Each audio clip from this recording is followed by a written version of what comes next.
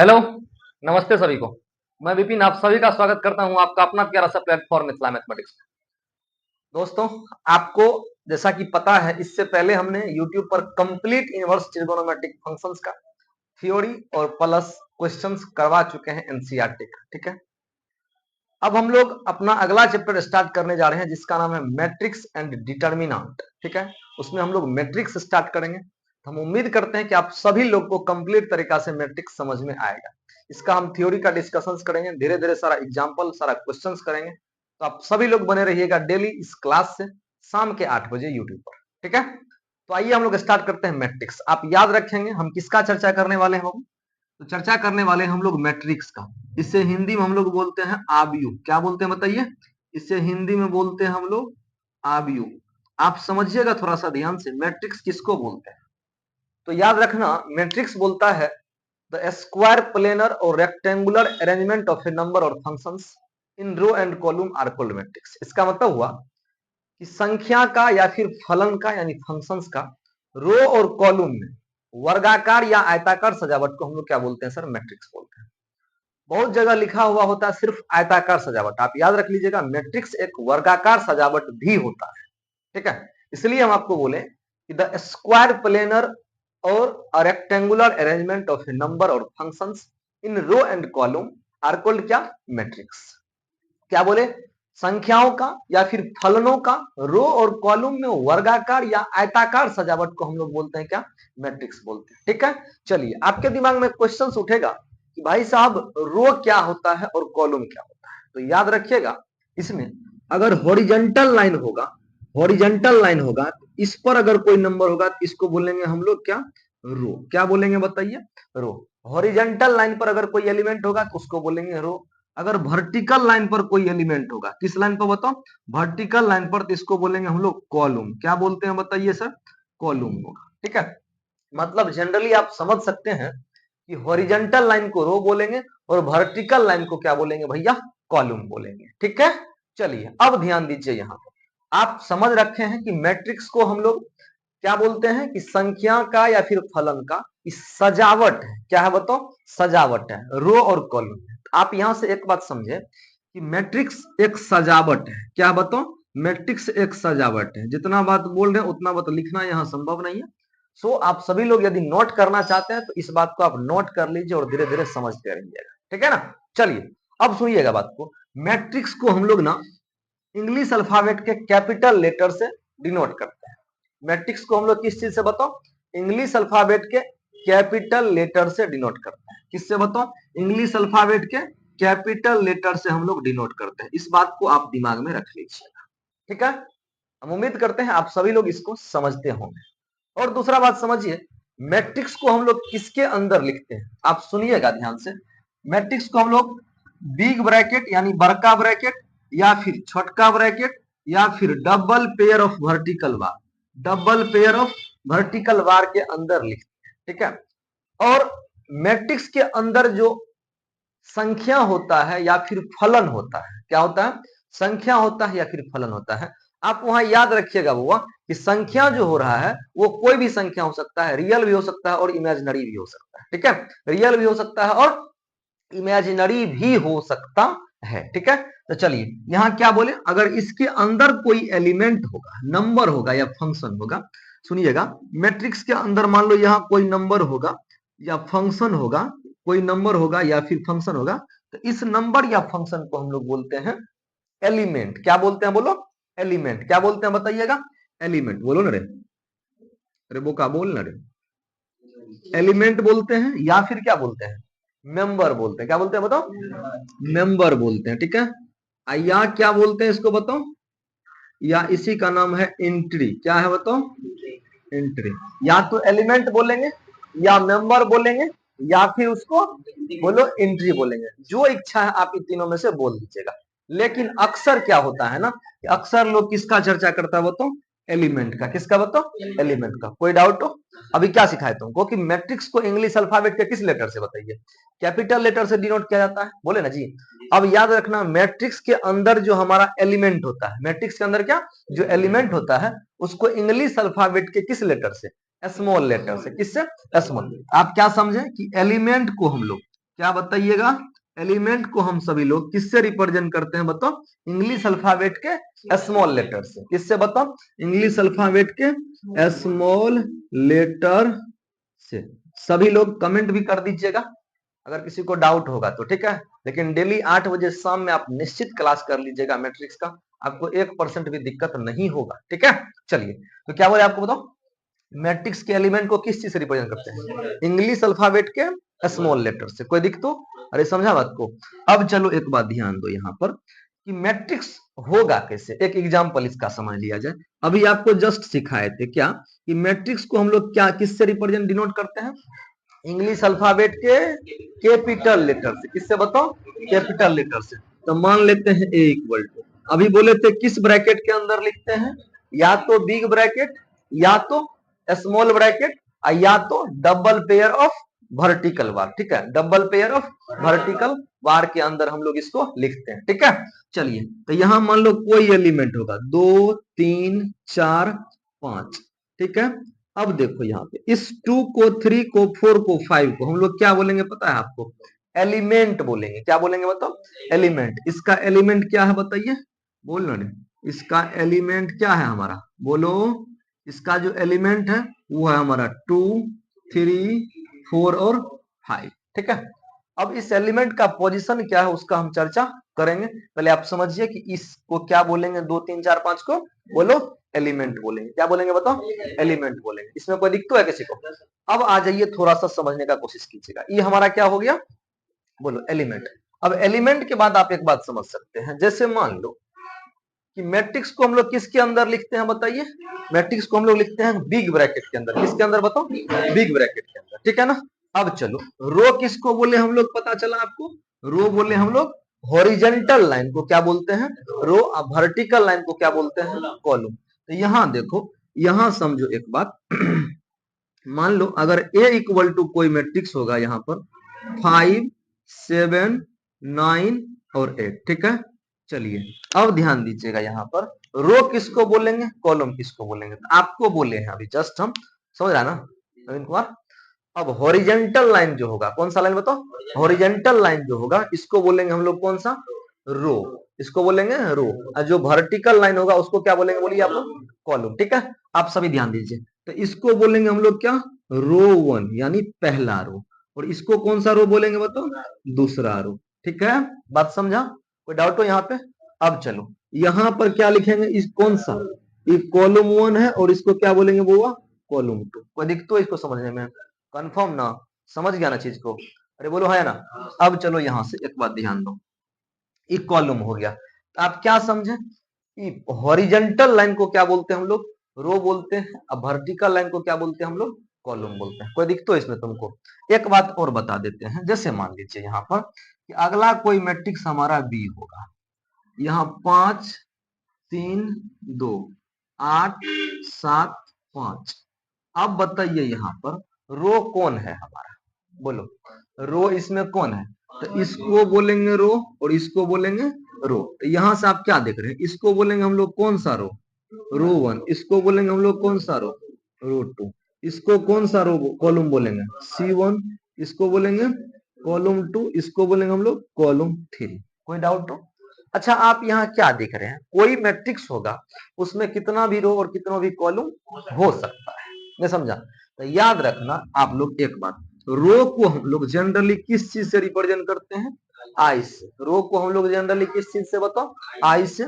और कॉलम, आई मतलब क्या, अगर आई होगा तो उसको क्या बोलेंगे, रो। और कॉलम को जनरली हम लोग किससे डिनोट करते हैं, बोलना रे, जे से। किससे बताओ, जे से। कोई दिक्कत। अब याद रखना एक बात, रो को किससे, आई से, कॉलम को जे से। एक बात सुनो ध्यान से कि रो की गिनती यानी counting of row, counting of row, row की बोलना गिनती यानी काउंटिंग ऑफ रो। रो की गिनती को किस चीज से रिप्रेजेंट करते हैं पता आपको, स्मॉल एम से। किससे बताओ, स्मॉल एम से। कॉलम की गिनती किससे करते हैं बताओ, स्मॉल एन से। यानी कॉलम की गिनती किससे करते हैं हम लोग बताइए, बोलो ना रे बालक, स्मॉल एन से। बात समझ गया। अगर बताओ एक एग्जांपल, अब यहाँ ध्यान दो, जैसे मान लो ए इक्वल टू तुम्हारे पास है यहाँ पर 4 5 6 कुछ रख रहे हैं हम, बेटा दे इसको ना। चलिए आप सभी लोग इस चीज का स्क्रीनशॉट रखे रहिएगा, ठीक है। इसके आगे पढ़ाया जाएगा सामने यूट्यूब पर, ठीक है ना। अब समझिएगा ध्यान से। जैसे मान लो बाबू, यहाँ हम बात कर रहे हैं कि मान लो बी इक्वल टू तुम्हारा मैट्रिक्स है 5 7 9 3 4 8। अब बताओ इसमें एम कितना है। एम मतलब क्या, रो की संख्या। टोटल रो कितना है चेक करो इसमें, एक और दो। टोटल रो कितना है इसमें बताओ, दो। तो यहाँ m equal to 2, number of row, यानी रो की बोल नरे बालक, रो की संख्या। n इक्वल टू कितना है बताओ इसमें, 1 2 3। n इक्वल टू कितना है 3। इसे बोलेंगे कॉलम की बोलना संख्या, कॉलम की संख्या। आप क्या समझे, m को बोलेंगे हम लोग रो और n को बोलेंगे हम लोग कॉलम। कोई डाउट हो इसमें, समझ गया, इसमें कोई दिक्कत तो है। अब चलो एक बार सभी लोग ध्यान दीजिएगा यहाँ पे आगे। तो ई हुआ रो और ई हुआ हमारा कॉलम, कोई दिक्कत है ना। अब समझो यहाँ पर ध्यान से एक बात। अब चलिए इसमें m कितना हो गया बाबू, m हो गया हमारा 2 और n कितना हो गया सर 3 हो गया, ठीक है ना। अब फिर से सभी लोग ध्यान दीजिए। अब आपको हम बताने वाले हैं कि जैसे मान लीजिए कि याद रखना, देखो ऑफलाइन बैचेज में बहुत सारी बातें बता दी है, लेकिन यहाँ जितना जरूरत है उतना ही आपको बताने वाले हैं। इस बात की आप को सुन लीजिए सही ढंग से, ठीक है ना। चलिए ध्यान से। अब एक बात मान लीजिए कि जैसे मान लो आई मतलब क्या बताओ, रो। रो क्या क्या संभव है, तो याद रखना रो संभव है 1 2 3 डॉट डॉट कहां तक, m तक संभव, ठीक है। और कॉलम क्या क्या संभव है बताओ, मतलब कॉलम मतलब जे 1 2 3 डॉट डॉट डॉट डॉट कहां तक, n तक। ये हुआ कॉलम। कॉलम कितना हो सकता है सर, कॉलम एगो हो सकता है, दो हो सकता है, तीन गो हो सकता है, चार गो, पांच गो, छह गो, सात गो। ये सारा हमारा क्या हो सकता है, कॉलम हो सकता है। रो क्या हो सकता है, एक दो तीन चार पांच डॉट डॉट, ऐसा रो हो सकता है, ठीक है ना। अब चलिएगा, अब समझिए मेरी बात को। जैसे मान लो कोई मैट्रिक्स होगा हमारा ए इक्वल टू, ठीक है। अब इसका ऑर्डर बोलेगा, आपको क्या बोलेगा, ऑर्डर। तो मान लीजिए ए इक्वल टू है एक्स वाई जेड और इसका नाम रख लीजिए आप पी। तो ऑर्डर क्या होता है आप याद रख लीजिएगा।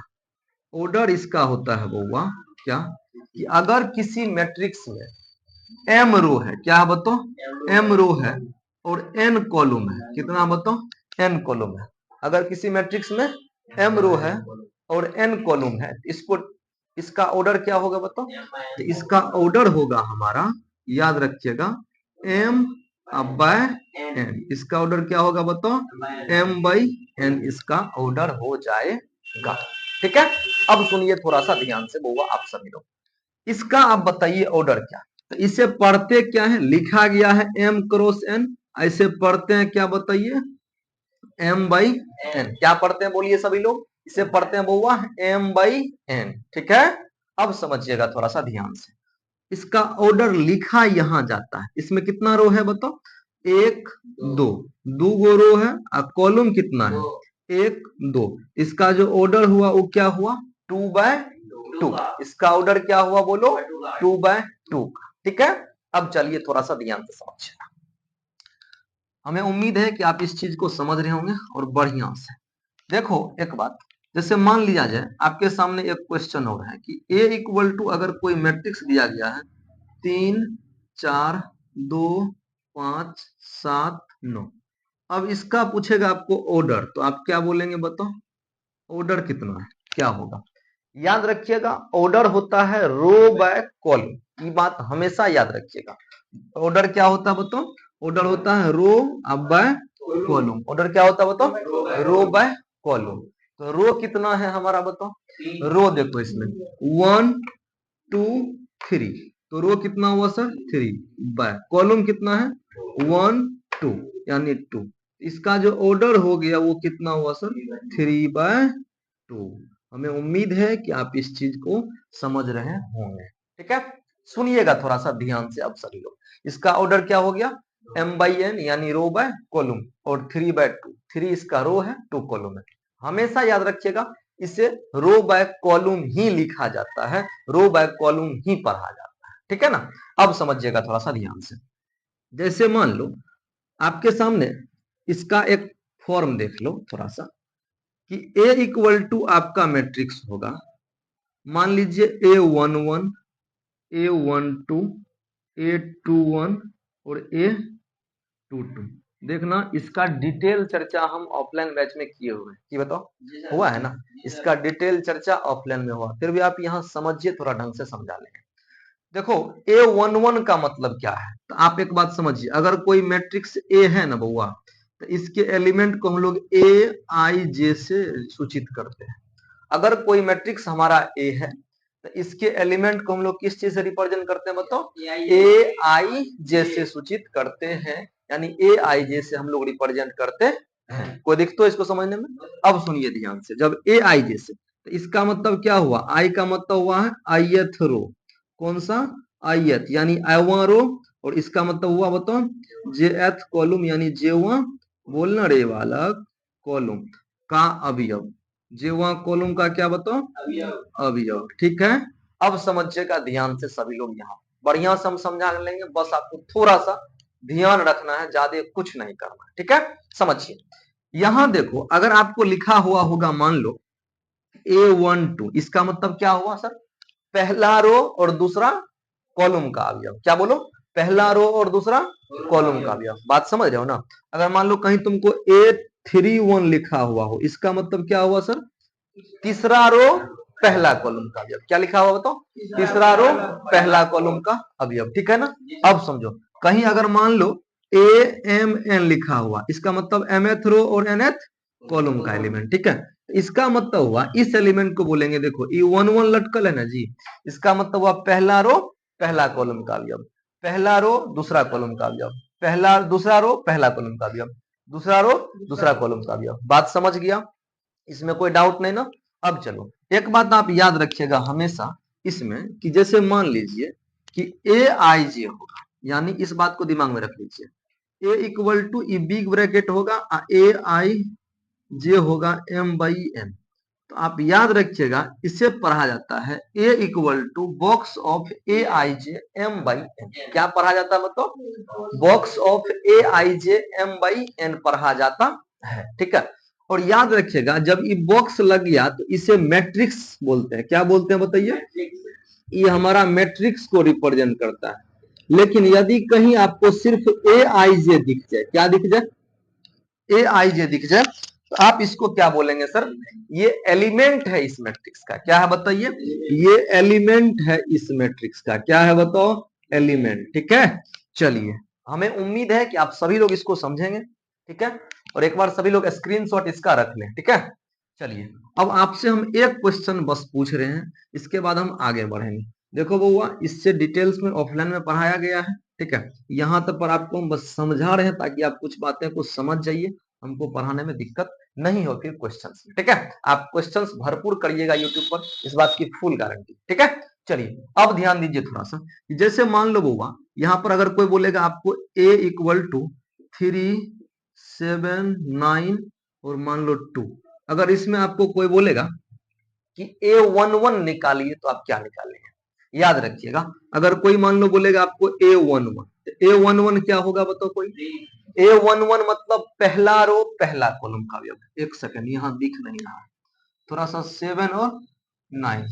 अब बताओ, यहाँ अगर कोई बोलेगा आपको A11 क्या होगा, तो आप क्या बोलेंगे, A11 मतलब हुआ हमारा A11 क्या होगा हमारा, फर्स्ट रो फर्स्ट कॉलम का अवयव। इस बात को हम यहाँ लिखते हैं थोड़ा सा, 3 7, यहाँ 2 और 9। ठीक है, इसको क्या बोलेंगे सर, देखो A11 बोला गया है ना, तो पहला रो पहला कॉलम, तो पहला रो और पहला कॉलम दोनों तरफ से देखिए कौन एलिमेंट कैंसिल आउट हुआ है, तो आप बोलेंगे सर 3 कैंसिल आउट हुआ है। इसका मतलब A11 के जगह पर क्या जाएगा हमारा 3।